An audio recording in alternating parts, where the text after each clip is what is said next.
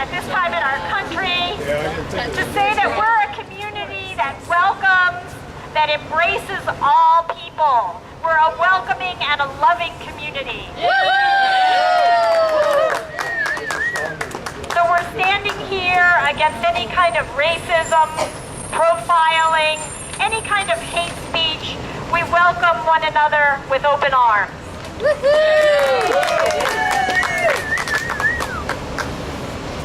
En español, en nombre de todas las personas que sufren discriminación, que sufren opresión, que sufren el robo de sus propiedades, sus territorios, en nombre de todos ellos queremos decir aquí hoy día que la diversidad nos enriquece, nos da vida. Las diferentes procedencias de cada persona nos da vida. So what I'm saying is that diversity enrich everything.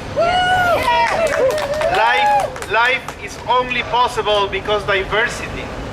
So how can we have life without diversity? We are celebrating the different origins of everybody, of all of us. So that's why we are here. We have a little bit of a program and a lot of noise. So we'd like to welcome our first speaker tonight from PERC, the Portland Immigrant Rights Coalition. Sorry, I feel nervous.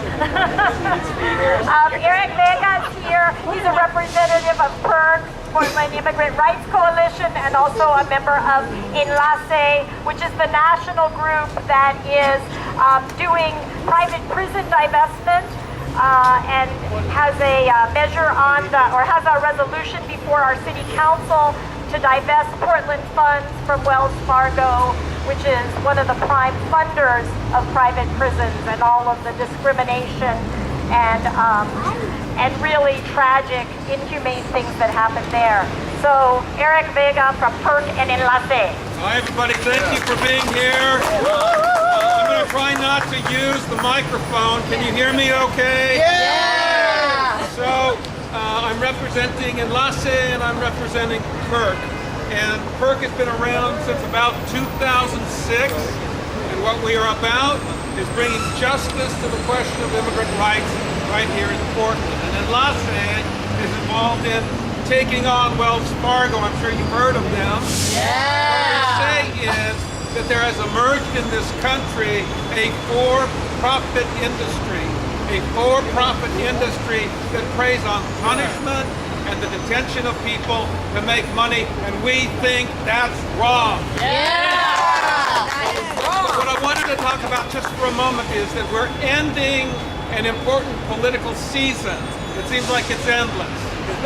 And embedded in the debate right now is certainly immigration and the racialization of the people that are put in prisons and that are punished. And so what has happened is racism and sexism and classism have found a voice. And on the other hand, there is a growing, broad, popular, progressive movement that is also part and in the immigrant rights movement. And it is you here today that represent that movement. You are the line. You are the line. And it's happening not just here in Portland, but all around the country. And we must make that line strong. Donald Trump is simply the worm in the apple. And what we need to do is not simply rely on love, not simply rely on hope, but build capacity, build organization, walk with our friends hands in hands, have heart-to-heart talks, and take on the right-wing movement in this country. We must build organizational capacity. There is an old truism that our country is built on welcoming the stranger. The Statue of Liberty, what does it say? Bring me your huddled masses yearning to be free. But what we have seen is that time after time, in case after case, in this nation's history, when economic times and technological times cause anxiety in people, a movement begins to grow, hostile to immigrants, hostile to the poor, hostile to working class interests. And the only lasting strength is to build an oppositional movement. You are a part of that movement. You have a voice. You have a choice. Build that movement. And if you'd like to be involved with us, we've just had some victories. The sheriff came out and said, I want to break the ties between Homeland Security and local law enforcement. And we need more victories. We need more victories, but it will happen with you marching, talking, building organizational capacity. Thank you so much. Thank you.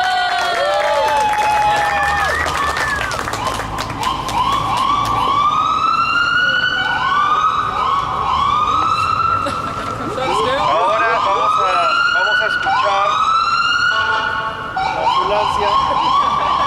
The ambulance, but now we're gonna hear from Ron Werner from EMCA.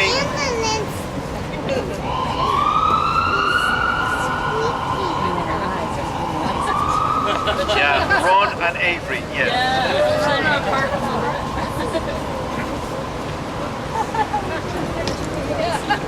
Can you hear me if I talk about this level? Okay. I woke up with one of those colds is settling in this morning, so I was afraid I might lose my voice. But I feel strength when I stand among so many friends who have been in this movement and in this struggle, standing in solidarity with immigrants for a really long time. I draw strength and I find my voice in community. And yet the world is set out to separate us, isn't it? Corporations and people want to make profit by isolating us in order to sell things back to us. But when we stand together, when we break bread, when we share stories, when we encounter the other, we are inevitably transformed. Our world becomes bigger, our eyes are wider, and our hearts are more open. Yes, it's been a long political season, and the season's going to get longer. I know I'm excited about November 8th,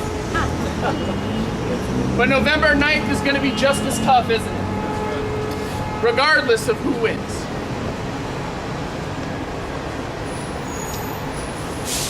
There are so many isms that are on the forefront of our imagination in today's world.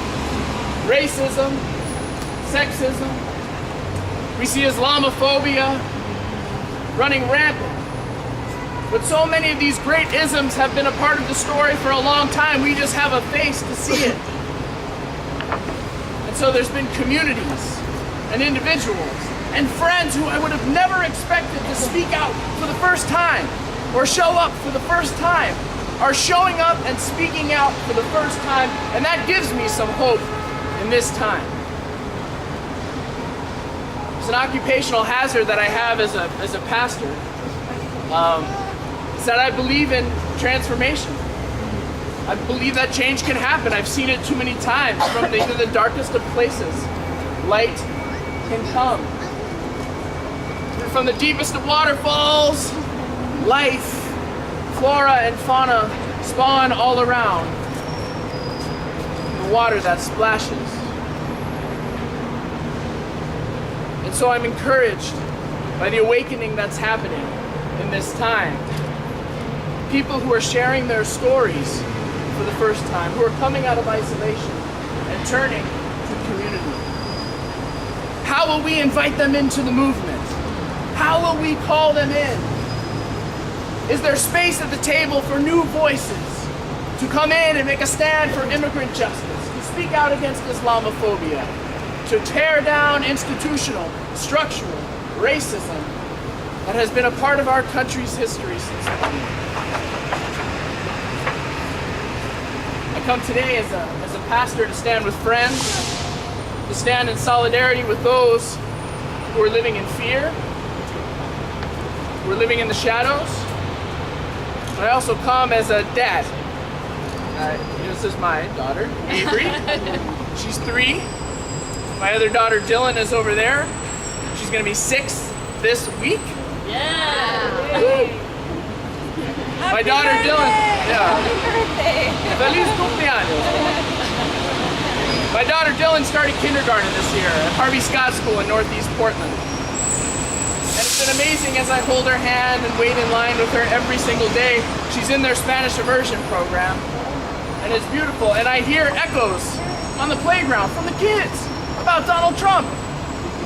These are 5-year-olds and 6-year-olds who know this name, who have heard it around. How will we build communities of resilience, strength and love and capacity to speak out against them, so that no kid, regardless of the color of their skin, has to live in fear, but can thrive. Amen. In my tradition, in the Gospel of John, Jesus says, I've come that you may have life to the full. And Latin American liberation theologians taught me that then we have to ask, if Jesus came so that life may be full for all, we have to ask, where is life being lost? And know that God is in those spaces. Am I yelling in your ear? Yeah. Okay. I'll try to talk less loudly. Where is life being lost in our community? How can we show up in those spaces together? Thank you for your witness. Thank you for your work. Thank you for the solidarity, and thank you for inviting me into this movement in Portland. It continues, but we do it together. Amen? Amen.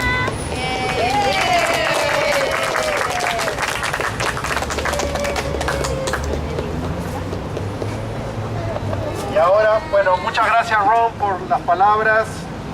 Igual también para Eric Vega, que nos ha compartido unas palabras. Ahora vamos a escuchar a Yaneli Rivas de Causa y de One Oregon. Un aplauso. I'm not quite sure if I can project it the same way. Can y'all hear me this way, or do you want me to Use the mic. So, hi everyone, my name is Yaneli, and I work for Causa and the One Oregon Coalition. And I want to thank you all for coming out today. I think that we are living in a time of extremes, right? I think that a lot of people are waking up, the good way, the bad way, but it's starting a lot of conversations here locally and at the national level. And I think that it's a time of awareness. I know that a lot of folks when it was 2012 and folks thought the world was going to end, but in reality, for a lot of other cultures, era el tiempo del sexto sol, a time of awakening and consciousness. And so I think that's some of the stuff that we're seeing nowadays. But we are seeing a lot of extremism happening. And at the national level, that's emboldening local folks to take action and target communities like immigrant folks, and particularly immigrants of color. We have people that are running for office, running their platform and the foundation of their campaigns on these racially targeted initiatives and agendas, and we all suffer because of that. We're getting targeted left and right. There's verbatim happening, and like folks are mentioning here, our youth hear that. And so I think that's something that we really need to take in. But just this year, we were facing 3 anti-immigrant ballot proposals because of these national rhetoric that's happening, that's emboldening local folks to think that they have the power and momentum to pass 3 anti-immigrant ballot proposals. One of them was an English-only law, another one was a voter restriction law, and then one that wouldn't allow our families to work in Oregon unless they had documentation status. And we all know that the immigration system is broken, and we need to fix that in order to keep our families together. And the reason why they're doing this is because they're trying to make Oregon an unwelcoming state for all. and that they're trying to break families apart, which is something that we shouldn't value as people. And so luckily a coalition formed and we were able to defeat them, but that doesn't mean that they're not coming back. I think in addition to that, this election is really vital for our communities to turn out, because a lot is riding on this. Whoever gets elected gets to decide who sits on the Supreme Court and can break the tie on DACA and DAPA. But it's not the only thing that we need to be focused on. Yes, we need to turn out to vote, but we need to organize after that. Voting is a strategy and a tactic, but we need to do a lot more in order to actually get immigration reform for our communities. And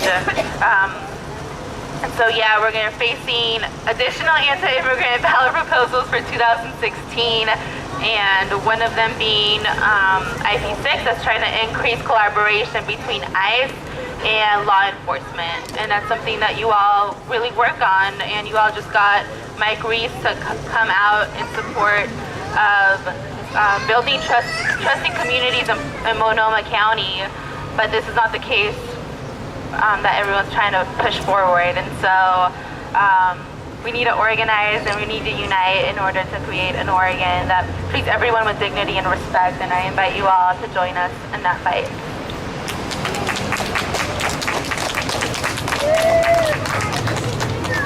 Thank you, Yaneli. You know, it seems that we are the hope in terms of standing against the voices that are creating all the division and the hatred, and watching the election cycle, which, as others have said, we can't wait for it to be over, I think, so that we can really get to work and build a community that's based on love. I'm just looking at the signs that the children have, and it's so simple. I think we can just really do it. So the next speaker is from Jewish Voice for Peace, Ned Roche. And Jewish Voice for Peace is a human rights group, national human rights group, that has a strong message and has taken a strong stand in combating Islamophobia. So Ned's going to talk about that. Good afternoon, everybody. So I'm very honored to be here with Jewish Voice for Peace, because in addition to being strongly committed to justice for the Palestinian cause, we're committed to justice for every people that suffers from injustice currently in our world. I'd like to share with you today a few words about Islamophobia.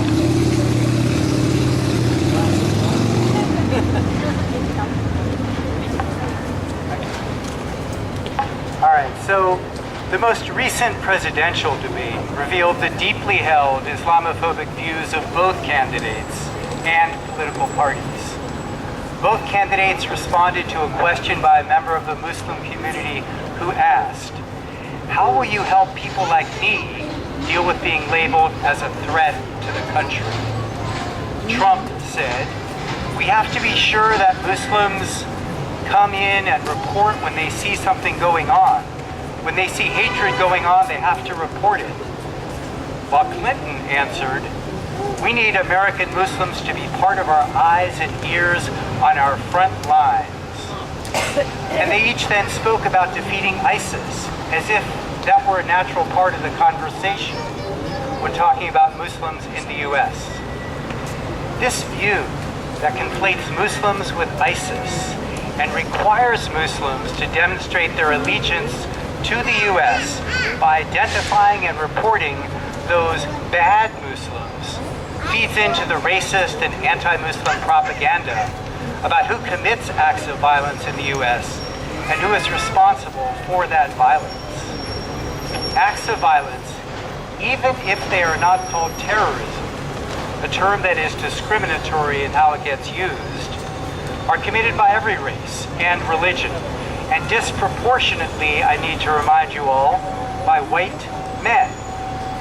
Further, when someone from a particular group commits an act of violence, who is responsible for it? Answer, not each and every member of that group. And who is responsible for condemning it? Answer, not each and every member of that group.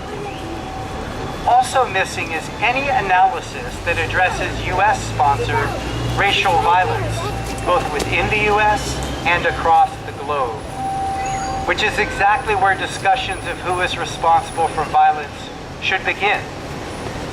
This whole framing simply doesn't speak to the double standard of what and whose actions are considered terrorism. What gets covered by the media, focusing on the sensationalist anti-Muslim propaganda, and how easy and normal it is to hurl false assumptions of guilt against an entire people. And many of you here know what that's all about. It also doesn't speak to the fact that these totally fabricated narratives enable the US government to demonize, target, and surveil entire communities, while also bombing Muslim-majority countries across our world. The kind of Islamophobia Trump's campaign is using is disgusting and encourages hatred of and violent incitement against Muslims in the US. But the Trump campaign is not alone in promoting Islamophobia. The more liberal version also supports unwarranted suspicion and surveillance of Muslims and is also deadly, rationalizing US policies across the globe that harm and bomb Muslims. We need to understand the ways both parties promote Islamophobia to further understand what we need to do to fight it. We must stand with the Muslim community in making clear that we will not tolerate Islamophobia in any form. Not mainstream Islamophobia, not liberal Islamophobia. Not today, not tomorrow, never.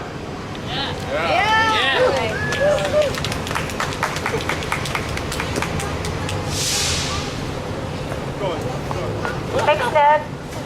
Here's one Carlos.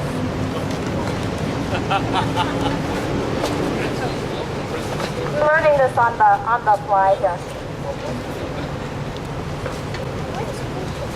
But yeah, so Ned was able to speak about the Jewish Voice for Peace. These banners, by the way, are part of the campaign that Jewish Voice for Peace did last year. They're actually Hanukkah candles, but we'll be a little bit early. So we have 8 of them, and or 9 of them, I guess. And we'll be this year doing standing with the banners during the holiday season at various places. I just want to say one thing about the Islamophobia piece that I think was really telling. I had been trying to reach a speaker from the Muslim community, Casey Jama, who a lot of you know, and he hadn't returned my calls and emails, and when I finally reached him today, he was really, really sorry. But one of the things he said that was so alarming was he said, "I'm so sorry I haven't reached you. This is such an intense time for us." And he said the community that Unite Oregon, do I have it right? Unite Oregon, right? Yeah. Their centers, particularly down in Medford, he said, we're just having an incredible time with harassment.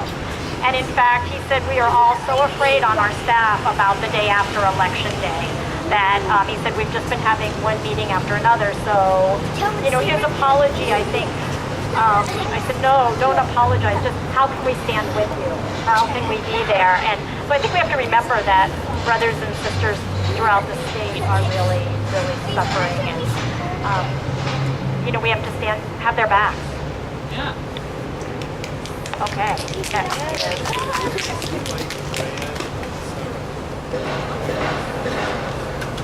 Rayanne and Sarah. Solidarity song. Woohoo!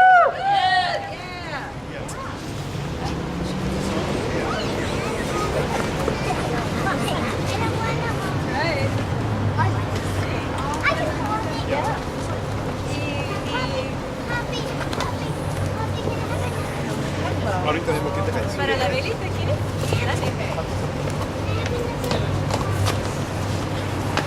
Gracias.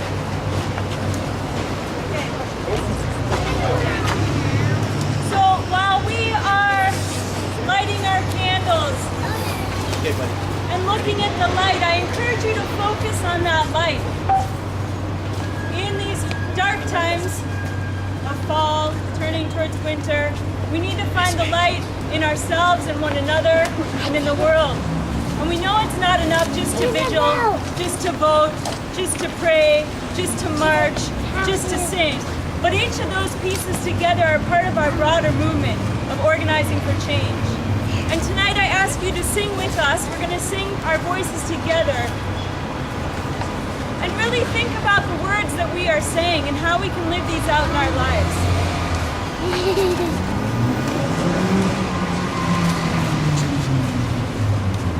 So we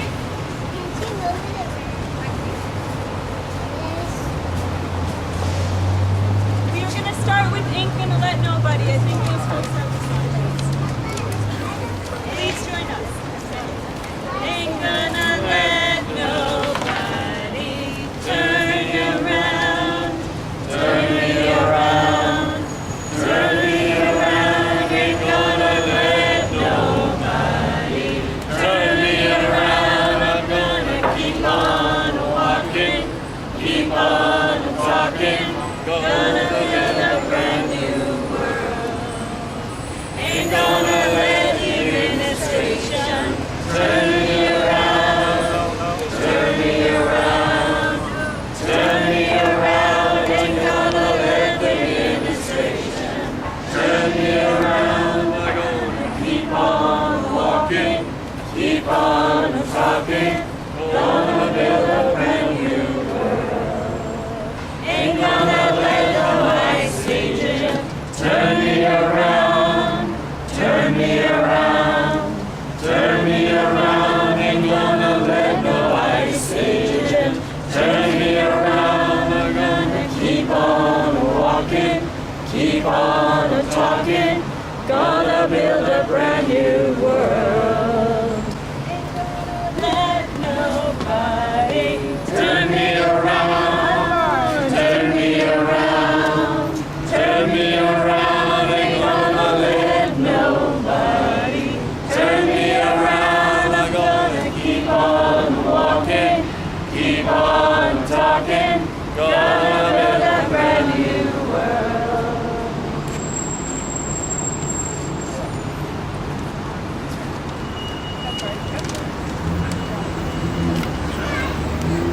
All right, the next one we're gonna exercise our multilingual capabilities here.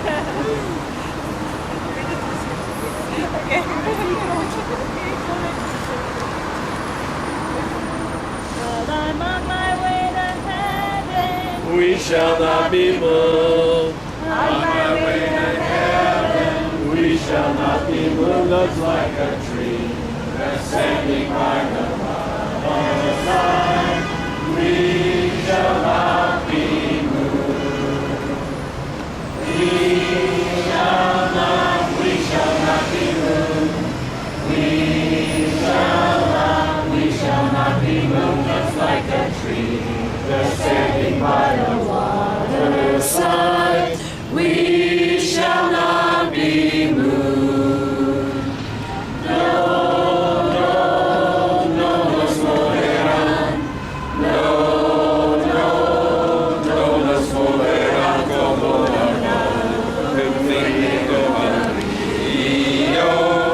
No nos moverán. Unidos en la lucha, no nos moverán. Unidos en la lucha, no nos moverán. Como acá, firme junto al río, no nos moverán. No, no, no nos moverán. No, no, no nos moverán. Firme junto al río, no nos moverán. so they're not gonna turn us around and they're not gonna move us. In the wrong direction,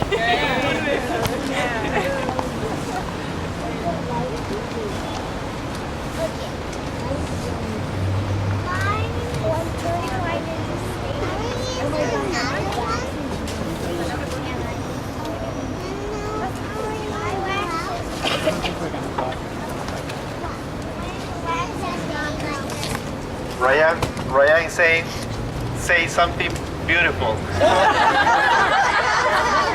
Why not? Well, I can say the names of each of us is something beautiful.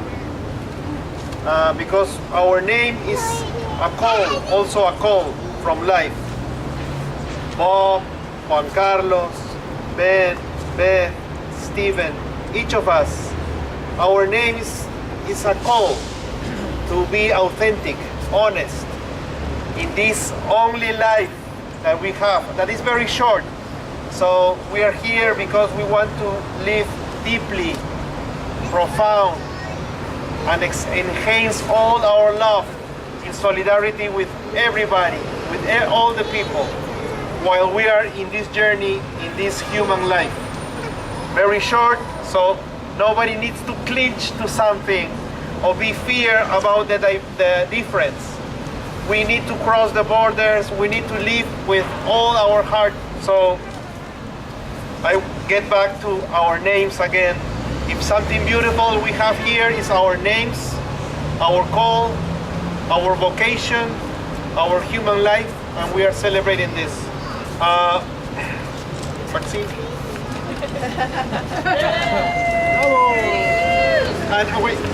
And the people who are crossing the borders or refugee, they are not numbers. They have a name. And they have a call to live with dignity. They have a specific uniqueness, vocation. Each of them emphasizes something that life is teaching us. Each of us is emphasizing something specifically unique that life is providing for the whole society. So we celebrate each name. You know.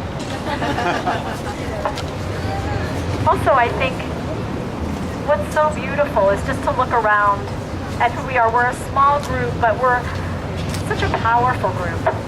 And I think what's really beautiful is the work we do, and just seeing the children here.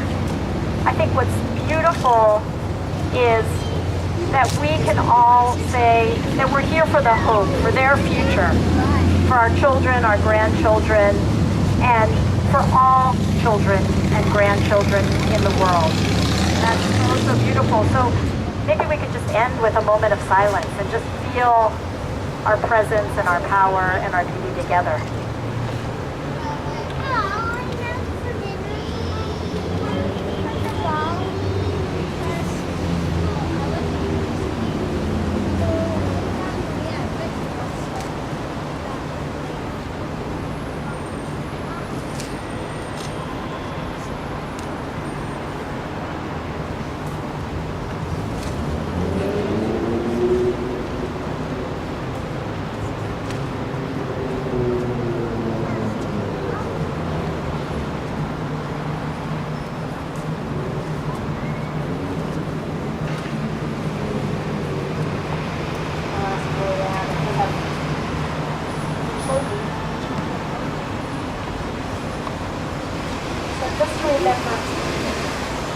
History has a long arc, and goodness and love will win.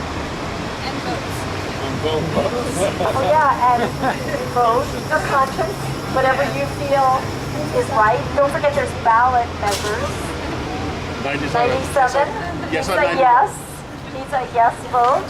If we can say that with all certainty, and then your conscience and what you think is the best thing to do. Do you want an announcement? Yeah, announcement, sure. Primero en español, luego en inglés, ¿sí? Yo soy la organizadora, no, gracias. Estoy acostumbrada a gritar. Bueno. Les quiero pedir un poco de compasión, de conciencia en esta temporada de invierno que empieza ya, baja mucho el trabajo en el centro de jornaleros. Llegan 50, 60 y solo salen a trabajar 5 o 10 personas. Entonces quisiera pues que todos ustedes pudieran apoyar esta causa ofreciendo un trabajo por lo menos una vez de aquí a fin de año a los compañeros que buscan trabajo en el centro frontalero. Gracias. I'm Patricia, the organizer for both, and I just want to bring the opportunity to you to hire workers starting this season. Fall and the winter is very hard for the people, for the jornaleros. Our friend here just came to talk to us about it. The temporary jobs are, they don't need people, they just don't give people an opportunity. So I beg you that you consider to hire a worker this season. Just while we're at the BOST thing, I want to invite everybody to a fun fundraiser for BOST this Saturday morning at 10:30 at the Workers Center. It's going to be a 4K walk run down to the river and back, and fundraiser for BOST. So anybody want to enjoy walking and running around Portland, join us. It starts and ends at the Workers Center at 240 Northeast Martin Luther King. And the Day of the Dead is Tuesday, November 1st at 6 o'clock. We're going to have a beautiful altar that you guys can come and watch. Thank you and enjoy. Can I go next? Okay, so I'm really trying to project this time. As we all know, there's a lot of hate being said left and right, and our stories are not being uplifted or centered. So I met with some students from PSU, the PSU Mujeres y Ni de Aquí Ni de Allá, which is their undocumented DACA student group, and we're going to be hosting an event on the 3rd. It's called Our Migration is Beautiful, and we're going to do like a journey from Peru. There's going to be stories, and we just really want to center our stories and our narrative, reclaim it, and share space and educate each other using the arts and using our own stories to really shift those dynamics. So join us. It's at 4:30 at PSU. I'll send out the flyer so you all can get the information to Thank you. I know we know that injustice anywhere is a threat to justice everywhere, and I meant to make mention of it earlier, but as of a few hours ago, militarized police have moved in on Standing Rock. And so to lift up the people who are there fighting for their water rights, fighting for their sacred lands, and to hold the indigenous peoples of that area in our hearts, recognizing that their movement is very much connected with our movement. Another reason to boycott Wells Fargo. Who's police? State or local? Not sure. I think state.